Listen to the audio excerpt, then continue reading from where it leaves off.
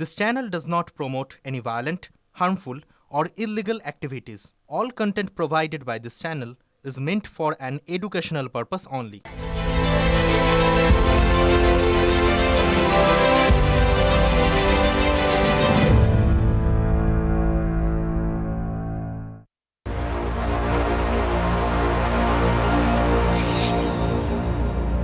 মঙ্গল বৃহস্পতি শুক্র শনি এগুলো আমরা একসাথে আসবে, আমরা এগুলোকে দেখতে পাবো। যে আমি ইউটিউবে দেখেছিলাম যে 6খানা প্ল্যানেট একসাথে আসবে। সবাইকেই দেখা উচিত এবং দেখবেও সবাই। খালি চোখে দেখা যাবে কিছু, আর সবগুলো দেখা যাবে না।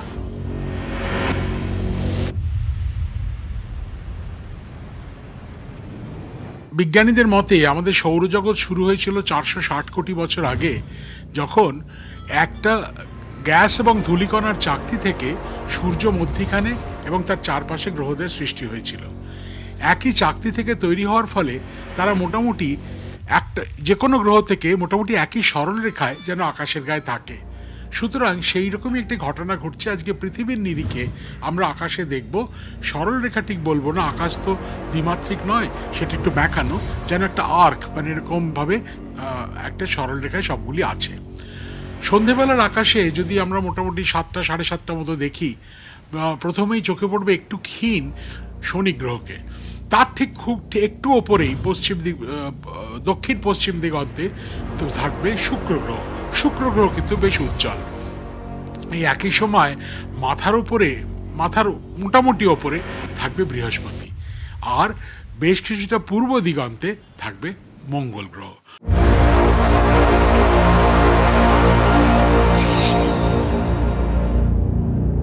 গ্রহ দেখতে গেলে আপনারা জানেন যে গ্রহগুলো মিটমিট করে না, কারণ একটা ডিস্কের মতো বেশ বড় সাইজের ডিস্ক, এরা মিটমিট করে না, তারা মিটমিট করে। এটা তো সবাই আমরা বাচ্চা বয়স থেকে পড়ে যাচ্ছি। কিন্তু ইম্পর্টেন্ট ব্যাপার হচ্ছে সূর্য ডোবার ঠিক পরে একদম তাকালে দেখতে পাবে একটাই মাত্র তারা দেখা যাচ্ছে, সেটা হচ্ছে সন্ধ্যা তারা, সেটাই আমাদের ভেনাস। তার ঠিক পাশে দেখতে পাবে শনি, একদম কাছাকাছি। তবে শনিটা অত ব্রাইট হবে না, কারণ শনির যে রিংটা আছে, রিংটা আমাদের দিকে মুখ করে নেই, আসলে এই রিংটা আমাদের দিকে পারপেন্ডিকুলার ডিরেকশানে আছে, সেই কারণে শনিটা একটু ছোট দেখা যাবে। কিন্তু ওইটাই যদি আবার মাথার ওপর দিয়ে, আকাশের ওপর দিয়ে পূর্ব দিকে তাকানো যায়, তখন আবার জুপিটার দেখা যাবে, মঙ্গল দেখা যাবে। সুতরাং পশ্চিম থেকে পূর্ব দিগন্ত ঘিরে যেন এই একটা সরল রেখায় এই 4টি গ্রহকে দেখা যাবে।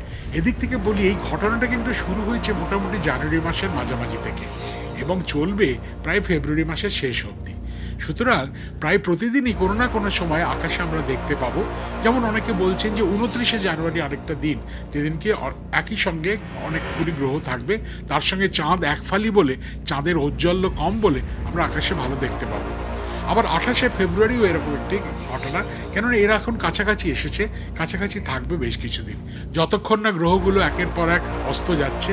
যেমন আজকে সন্ধেবেলা এই 8টা 20 মিনিট নাগাদ শনি গ্রহ অস্ত যাবে, তারপর 8টা 44 মিনিটে অস্ত যাবে শুক্র, তার কিছু পর মাঝরাত নাগাদ অস্ত যাবে বৃহস্পতি, আর মঙ্গল অস্ত যেতে সকালবেলা হয়ে যাবে।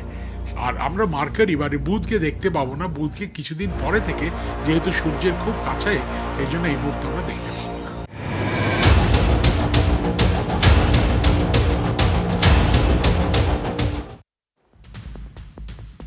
একে শনি সন্ধে, তার উপর মহাকাশে মহাযোগ।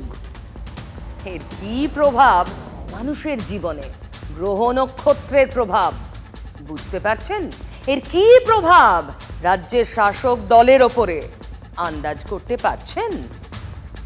চোখে দেখা গেল না কুয়াশা ধোঁয়াশা এইসব কারণে এই 6টা গ্রহ এক লাইনে, 6 গ্রহ এক সারিতে আসার প্রভাব কি হতে পারে তা নিয়ে চর্চা শুরু হয়েছে হুলস্থুল জ্যোতিষ দুনিয়ায়, মুচমুচে সব থিওরি। কিন্তু এক সারিতে 6টা গ্রহ আসার কোনো কুপ্রভাব, তাও আবার তৃণমূলের ঘাড়ে পড়ল কি? দেখুন। অবৈধভাবে তৃণমূল কংগ্রেস একটি পার্টি অফিস করছিলেন 34 নম্বর জাতীয় সড়কের ওপরে, এবং যার জমি, তার জমির সামনে এইভাবে পার্টি অফিস তৈরি করায় স্বাভাবিকভাবে আপত্তি দেওয়া হয়, বাধা দেওয়া হয়, এবং তাতে তৃণমূল কংগ্রেসের যে ওয়ার্ড সভাপতি আছে সে এসে এই জমির মালিককে মারধর করেন, এমনটা অভিযোগ রয়েছে। আমাদের জমি, এই পুরো জমিটাই আমাদের, পুরো জমিটাই আমাদের, মানে আমাদের বাবা কাকা জেঠু পিসিদের সবার জমি। এবার সবার হয়েই আমি বলতে এসেছিলাম যে এটার উপরে কেন করা হচ্ছে, কিন্তু ওরা কিছু মানতে চাইছে না। আমরা করবো এখানে। তখন বলছে যে তোমরা যদি কিছু করার থাকে করো, আমাদের কাউন্সিলর জানে, সবাই জানে, আমরা এখানে করব। তারপরে আমার বন্ধু ওকে বাধা দিতে গিয়ে এখানে বাসটা ধরে টানা হিচড়া করায়, আমাকে আর ওকে খুব মারধর করা হয়, ধাক্কাধাক্কি দেওয়া হয়, বিট বাস এবং কুড়ুল দিয়েও, হাত কুড়ুল দিয়েও মারা হয়। কুড়ুল দিয়ে, হ্যান্ড কুড়ুল যেটা দিয়ে বেড়া কাটে সেটা দিয়ে আক্রমণ করেছে। পায়ে থানির দুটো ছুঁড়ে মেরেছে। আমার ফোনটা, এই যে ফোনটা দেখতে পাচ্ছি, ফোনটা অতর্কিত হামলা করলো লাঠি দিয়ে।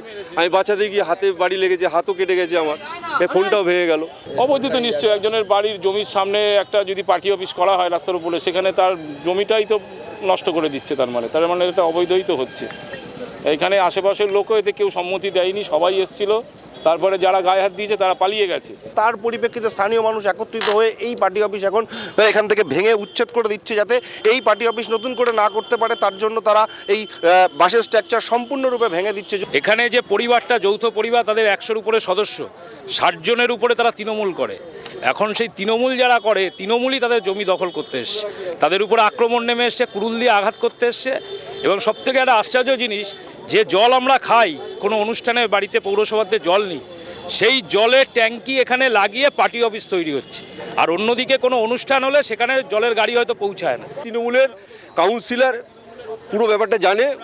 ওনার কাছে আপনারা যদি একটু ডিটেলস জানতে চান, আশা করি এই ব্যাপারটা পুরো আপনারা ব্যাপারটা বুঝতে পারবেন। কেউ একটা কোনো কনস্ট্রাকশন কিছু একটা করছিল, আমরা দেখেছি ওখানে গন্ডগোল হচ্ছে, আমরা দুপক্ষকে নিয়ে বসে ব্যাপারটা মিটিয়ে দেবো। ওর সাথে তৃণমূলের কোনো যোগ নেই? না, আমাদের তৃণমূল পার্টি। তৃণমূলের সব ওয়ার্ড সভাপতি, তৃণমূলের যুব সভাপতি, তাদের নেতৃত্বেই হয়েছে। ইন দি মেনটাইম 10 মিনিট পরে কাউন্সিলর এসছে, কাউন্সিলর আসাতে ওরা পালিয়ে চলে গেছে।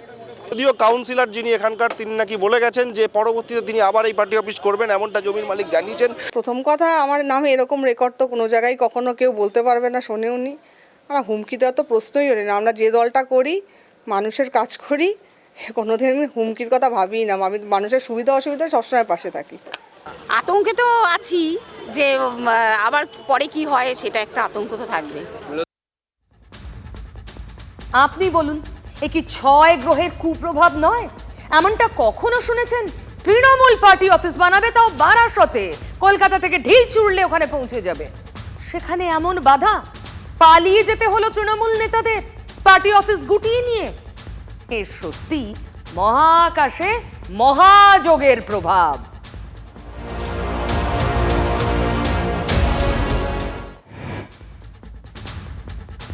বারাসতের গল্প তো আপনাদের শোনালাম। এবার তৃণমূলের বৃহস্পতি তুঙ্গে থাকার কথা। কেন? লোকসভা ভোটে বিপুল জয়, অগোছালো রয়েছে বিরোধীরা, সন্দেশখালী আরজিকর, গামা সব ইস্যু, আন্দোলন, তার দাঁত নখ ভেঙে দেওয়া গেছে অন্তত ভোটে। সেখানে কিনা শনির দশা। গতকাল শুধু ঠোঁটকাটাই দেখিয়েছিল ক্যালেন্ডার কেলেঙ্কারির কথা। দেখুন সে ছবি আরেকবার। নতুন বছরে তৃণমূলের সর্বভারতীয় সাধারণ সম্পাদক অভিষেক ব্যানার্জির দপ্তর থেকে এই ক্যালেন্ডার পাঠানো হয় জেলায় জেলায় নেতাদের। লেখা ছিল সর্বভারতীয় তৃণমূল কংগ্রেস কর্তৃক প্রচারিত। কিন্তু ক্যালেন্ডারে মমতার তুলনায় অভিষেকের ছবি মাপে বড়। ব্যাস, ঘ্যাচাং। তারপর নকশা বদলে এলো নতুন ক্যালেন্ডার। সেই ক্যালেন্ডার গেল অভিষেকের দপ্তরেও। সেখানে মমতার ছবি অভিষেকের তুলনায় বড়।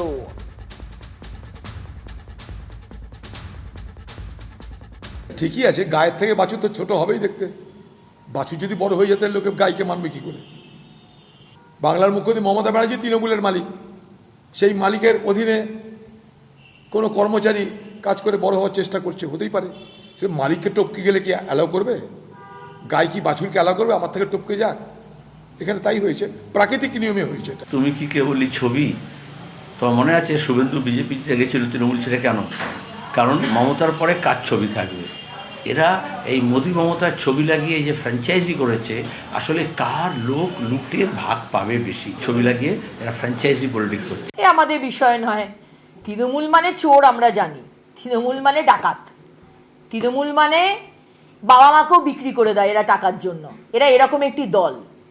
এরা কার ছবি বড় করবে, কার ছবি ছোট করবে, সে ওদের ব্যাপার। তৃণমূল কংগ্রেস পরিবারের তরফ থেকে কোথাও কোনো ক্যালেন্ডার থাকলে বা এই ধরনের কোনো বিষয় থাকলে তো নিশ্চিতভাবেই সেখানে দলের সর্বোচ্চ নেত্রী সর্বাধিনায়িকা মমতা বন্দ্যোপাধ্যায়ের ছবি সবচেয়ে বেশি গুরুত্ব পাবে, সবথেকে বেশি সম্মান পাবে, সেইভাবে ডিসপ্লে হবে, সেইভাবে ডিজাইন হবে, তো স্বাভাবিক ব্যাপার। নিশ্চয়ই মনে আছে আপনাদের, নেতাজি ইন্ডোরে মমতার সভায় অভিষেকের ছবি না থাকায় এই কুণাল ঘোষ বলেছিলেন এখন অভিষেকের ছবি ছাড়া তৃণমূলের মঞ্চ অসম্পূর্ণ, এটা হতে পারে না। আর এখন শুনলেন তো বদলে যাওয়া কুণাল ঘোষের কথা।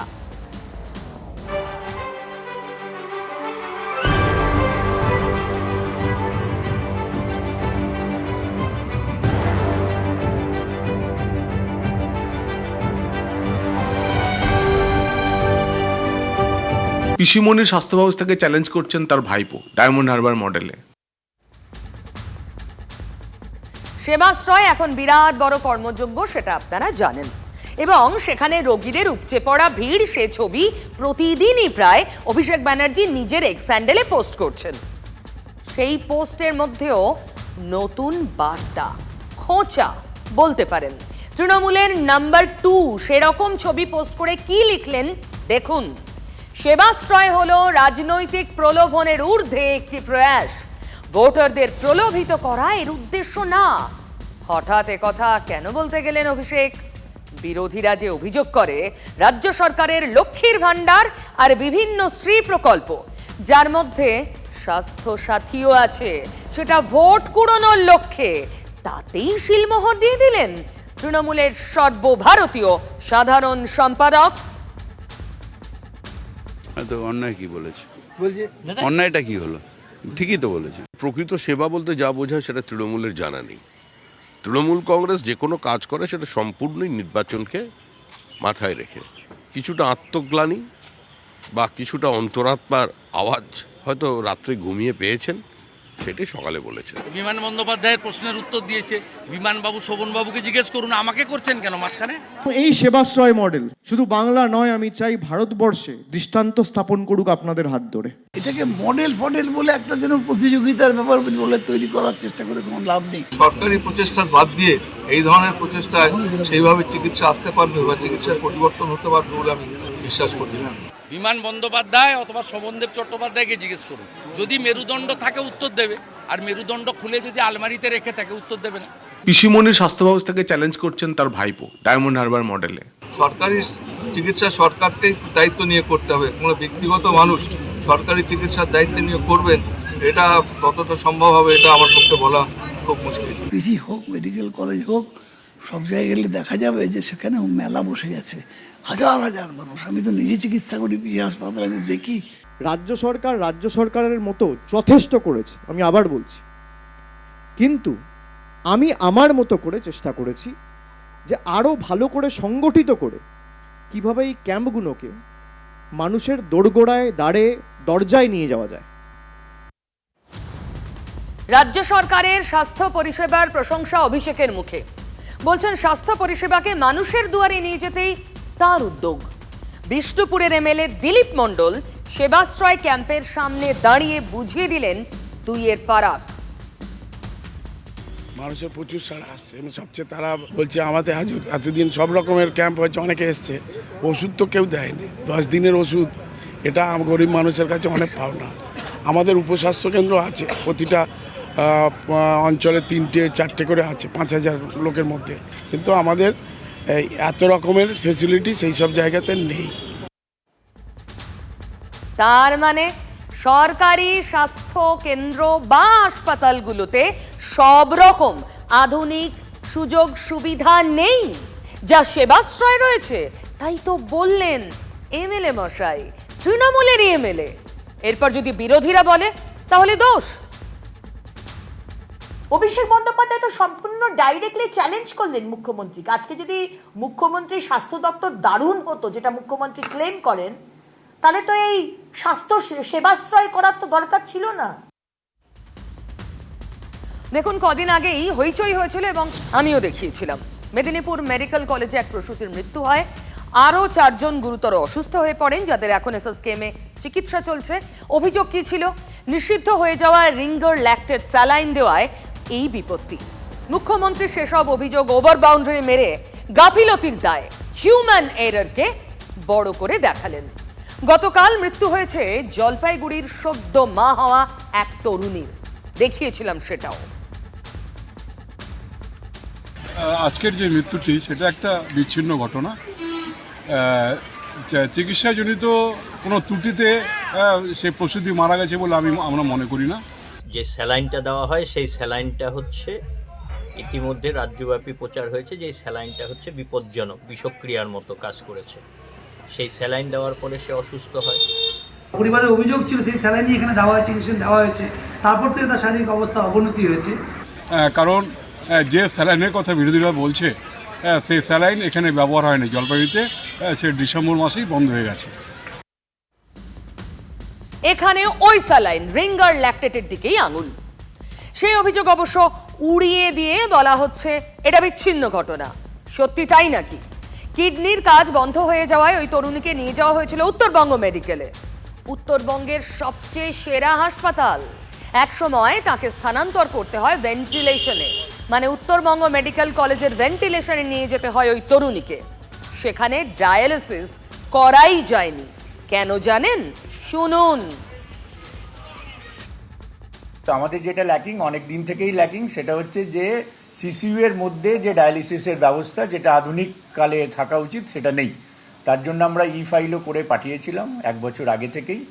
স্বাস্থ্য ভবন থেকে স্যাংশন হয়ে প্রকিউরমেন্টগুলো আসতে হয়, তো সেখানে আমাদের ওয়েট করা ছাড়া কোনো উপায় নেই যতক্ষণ না ওটা স্যাংশন হয়ে আসে। উত্তরবঙ্গের মধ্যে যেহেতু 1 নাম্বার, এখানে ডায়ালিসিসের সাথে মতলব ভেন্টিলেশনের সাথে ডায়ালিসিসই নেই, তাহলে আর এই বড়র কাজ কি? কেন উত্তরবঙ্গ মেডিকেল কলেজে, একটা নর্থ বেঙ্গলে একমাত্র medical college, central government AIIMS করলো না রাজ্য সরকারের সঙ্গে মিলিতভাবে? তাহলে নর্থ বেঙ্গল মেডিকেল কলেজকে আপগ্রেড করার কথা, এইমসের মতো সমতুল্য করার কথা, সেটা কেন করা হলো না? এমনকি যে যন্ত্রপাতিগুলো আছে সেগুলো ব্যবহার হচ্ছে না। বিরোধী রাজনৈতিক দলের নেতাদের অভিযোগ, কোভিডকালে একাধিক পোর্টেবল ডিভাইস কেনা হয়েছিল কোভিড মোকাবিলার জন্য, যার একাধিক যন্ত্র পড়ে আছে উত্তরবঙ্গ মেডিকেল কলেজ এবং জলপাইগুড়ি জেলা হাসপাতালে। তাহলে সেই ডায়ালিসিস ইউনিটগুলো কোথায় গেল? তো সেরকম একটা ছোট যন্ত্র খোঁজা হচ্ছিল, জানি না পরবর্তী সময়ে ডায়ালিসিস করা গেছে কিনা। সিসিইউতে এই যন্ত্রের অভাবে গত 5 দিন ছটফট করে প্রাণ দিলেন সান্ত্বনা। তাহলে কি এই সময়কালে সান্ত্বনার চিকিৎসায় ওই পোর্টেবল ডিভাইস ব্যবহার করা যেত না? হয়তো আমরা যদি এসএসকেএমে যদি আমার পেশেন্টটাকে সময় মতো নিয়ে যাওয়া হতো, আমাদের শেষ উম্মিদটুকু ছিল যাতে ডায়ালিসিস এবং ভেন্টিলেশন যদি একসাথে থাকতো, হয়তো পেশেন্ট আবার আরও কিছুদিন রিকভারি একটা সুযোগ ছিল, সেই সুযোগটাও এখানে আমরা পাইনি। শুনলেন তো, এই অসুস্থ প্রসূতিকে গ্রিন করিডোর করে কেন এসএসকেএমে আনা হলো না? মেদিনীপুর মেডিকেলের ওই 4 প্রসূতি, তাদের তো গ্রিন করিডোর করে এসএসকেএমে আনা হয়েছিল। প্রশ্ন ওঠে, প্রশ্ন অনেক। মৃতার পরিবার মারাত্মক অভিযোগ করছেন, তারা এই যে পোর্টেবল ডায়ালিসিসের মেশিন ছিল না ওখানে, তাই ডায়ালিসিস হয়নি, যেটা মৃত্যুর অন্যতম কারণ, এই মর্মে থানায় যান, জলপাইগুড়ির কোতোয়ালি থানায়। কি বলল সেখানকার পুলিশ? পুলিশের কিসের দায় যে তারা এফআইআর নিতে চায় না? শুনুন। জলপাইগুড়ি কোতোয়ালি থানায় পুনরায় অভিযোগ দায়ের করতে এসেছিল মৃত সান্ত্বনা দেবীর পরিবার, কিন্তু থানার তরফে কোনো অভিযোগ জমা নেওয়া হয়নি এবং তাদেরকে বলা হয়েছে যে আপনারা শিলিগুড়িতে যান, উত্তরবঙ্গ মেডিকেল কলেজে যান, সেখানে গিয়ে যে ফাঁড়ি আছে সেই ফাঁড়ির সাথে যোগাযোগ করুন। গাফিলতি তো হয়েছে এবং সিস্টেমের প্রবলেমে হয়েছে, এই জন্যই ময়নাতদন্ত যাচ্ছিলেন? এই জন্যই আমরা ময়নাতদন্ত যাচ্ছি, কারণ আমার পেশেন্ট সুস্থ ছিল, তার যথেষ্ট প্রমাণ আমার কাছে আছে। ওখানকার মেডিকেল কলেজের পার্শ্ববর্তী যে থানা আছে ওখানে যাওয়ার পরে থানার থেকে বলে দেয় যে হয়তো আপনি অলরেডি আগে একবার কমপ্লেন করেছেন কোতোয়ালি থানায়, আপনাদের লোকাল থানায়, সেখানে করেছেন, তো এই রিপোর্টটা ওখানেই হবে। থানায় কমপ্লেন নিচ্ছে না, শেষ পর্যন্ত এসপি অফিসে কমপ্লেনটা নিয়েছে। প্রিয়জনকে হারিয়েছে, কি দরকার? শুধুমাত্র একটা অভিযোগ থানায় জানালে পরিবার শান্তি পায়।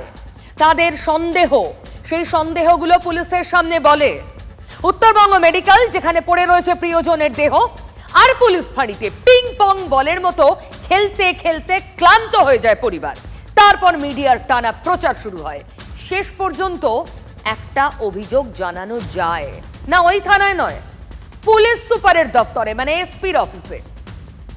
খবর পেয়েই সেখানে ছুটে এলেন কোতোয়ালি থানার পুলিশ কর্মীরা।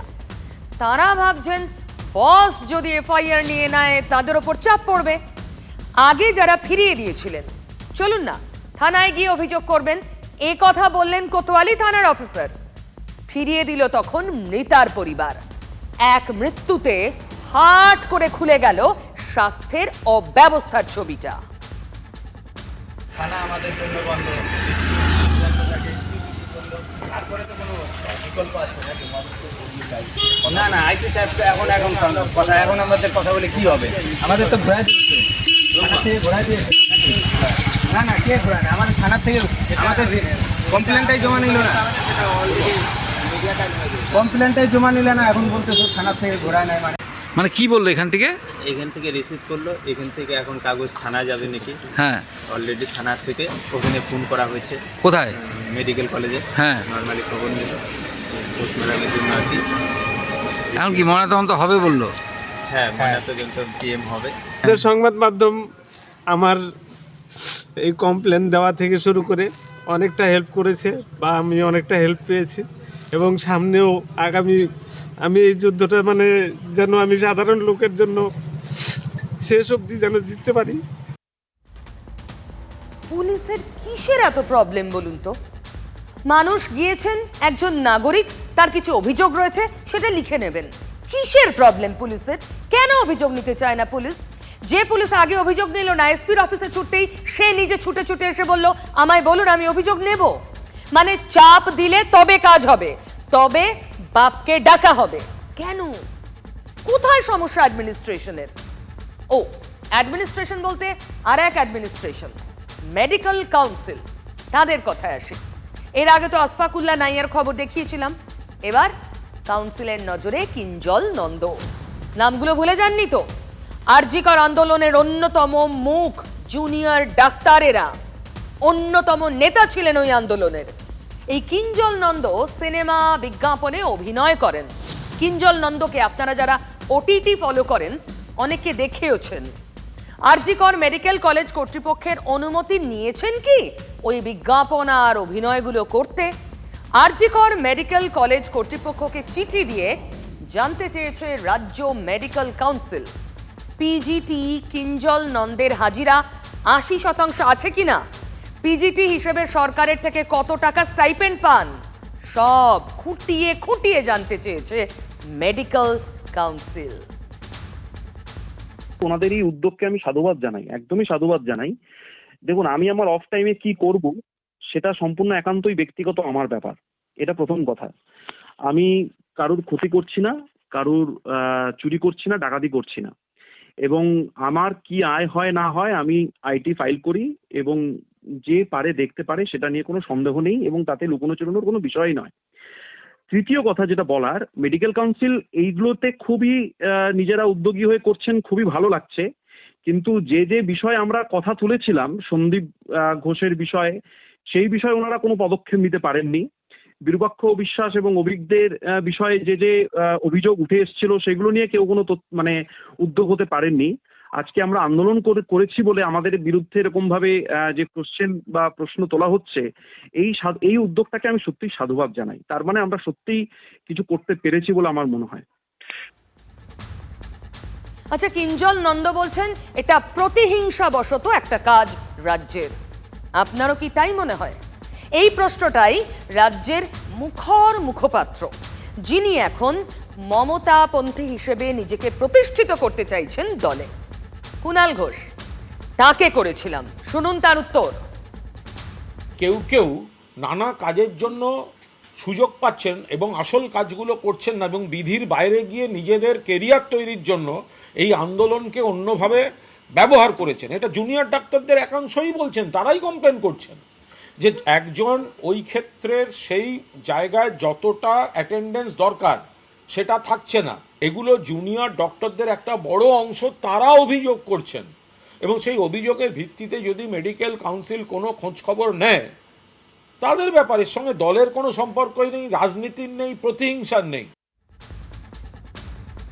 কত কঠিন কথা সহজ করে বলা যায়, কুণাল বাবুর থেকে শেখার মতো। তিনি বলছেন এর সঙ্গে প্রতিহিংসার কোনো যোগ নেই, এর সঙ্গে রাজনীতির কোনো যোগ নেই। আচ্ছা আপনি বলুন তো, এই যে কিঞ্জল নন্দ অভিনয় করেন সেটা কি আরজিকর ঘটনার পর? না তো। আপনারা যারা ওর অভিনয় দেখেছেন তারা জানেন কিঞ্জল নন্দ দীর্ঘদিন ধরে থিয়েটার করেন, দীর্ঘদিন ধরে অভিনয় করেন। রাজ্য এখন জানতে চাইল কেন?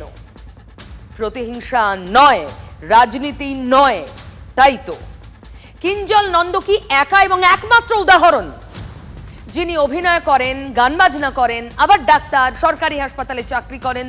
একমাত্র। এর আগে এরকম কোনো উদাহরণ ছিল না।